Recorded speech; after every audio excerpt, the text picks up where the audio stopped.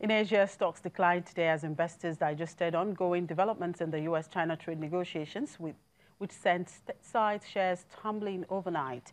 Mainland Chinese shares were lower on the day, with the Shanghai Composite down 1.12% and the Shenzhen Composite declined 0.6%. The Hang Seng Index in Hong Kong declined around 1.2%. Elsewhere in Asia, Japan's Nikkei 225 dropped 1.46%. In South Korea, the Kospi finished its trading day lower by 0.41%. Australia's ASX 200 also shared 0.42%. And in the U.S., stock index futures pointed to a slightly negative open today, raising earlier gains as market participants continued to monitor trade relations between the U.S. and China. At around 5:45 a.m. Eastern Time, Dow futures indicated a slightly lower open of about 30 points. Futures on the S&P and Nasdaq were nearly unchanged. Wall Street ended Tuesday's session deep in the red on the back of comments from U.S. officials confirming higher tariffs on Chinese goods later this week. Investors will be monitoring corporate earnings. Honda Motors, Toyota Motors, the New York Times, and Wendy's will report their latest results before the bell. Denary and Fox Corporation will report after the bell. Investors will also get another look at the U.S. housing market at 7 a.m. Eastern Time, when weekly mortgage claims data are also released. Well, away from the equities market and back here, all eyes are on South Africa as the African National Congress faces its toughest electoral test today as it seeks to reverse a slide in support from voters frustrated by graft and racial inequalities a generation after it won power in South Africa's first all-race poll. Now, queues built up at polling stations through the morning as South Africans started voting in parliamentary and provincial elections. Officials have not said when the final results will be announced. Well, the national election is the first under President Cyril Ramaphosa, who replaced scandal-plagued Jacob Zuma as head of state in February 2018 after 4 years as Zuma's deputy. Well, let's get a situational report there from our correspondent in South Africa, Becky Malay. Hello, Becky. I would say happy elections there. Well, before now, opinion polls suggest the ANC will again win a majority of the 400 seats in the National Assembly, but analysts have predicted its margin of victory will fall, particularly in major cities, owing to a lot of apathy that greeted the minds of the citizens ahead of the elections. What soundbite are you getting from the voters out there? Yes, good afternoon. Well, interesting enough, the president was voting this morning, and she was received very well. People were happy to see him. People were chanting ANC, ANC. So on the ground, people look happy, but we never know what happens, behind the ballot box. But people did receive him well. People did seem interested in what he was saying. People were eager to touch him. People were just patiently waiting for him to arrive. And then when you talk to one or two people in the voting area, some people say, the devil you know is better than an unfamiliar person. So they would rather trust the person that they already know, hoping that that person will change. But other people say, no, we are tired. But then we don't have an alternative. We don't have people who are good enough to replace the African National Congress.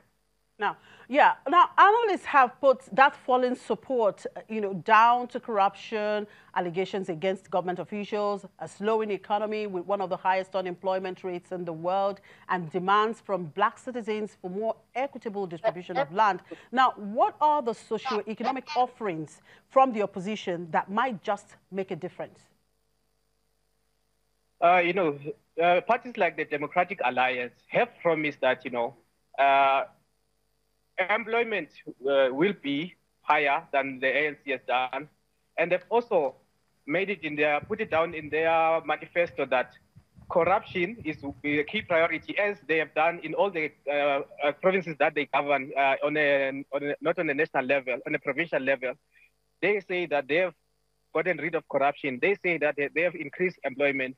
When you look at the Gauteng, for instance, most security guards and most cleaners are now hold permanent jobs and now hold certain benefits, which are some of the things that they say they have done, and they want to implement it on a national level.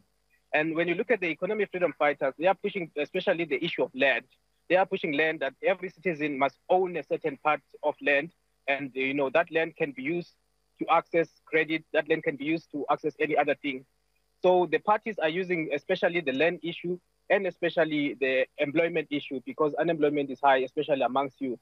And one other party is especially concerned about control and corruption in the policing, that the borders are not secure. People can just get inside the borders anyhow. So they've emphasized that no, we want to make tighter borders, for the people of South Africa to be much safer. All right, Becky, I wish you a happy election coverage there, and we hope to get back to you for more updates coming there from the street. Meanwhile, after voting, President Cyril Ramaphosa talks about his plans to fix the economy. Let's take a listen. Monday to get out of this election is to speed up the process of growing our economy on an inclusive basis, so that we can address the plight and the needs of poor people in our country. The mandate that we are getting here is we must hasten service delivery. And I've been saying that I don't want any further excuses. I just want us to work and implementing our policies and doing what is right by our people is going to be my overriding concern, day in and day out. Our people need to believe us, because over the 25 years, we have achieved a great deal. The lives of our people have changed very positively. But as I always say, we have not yet filled the glass. The glass is half full, it's not half empty. Cyril Ramaphosa, South Africa's president. Well, we'll take a break, and when we come back, Zimbabwe plans currency exchange rate convergence. Details in a moment. Do stay with us.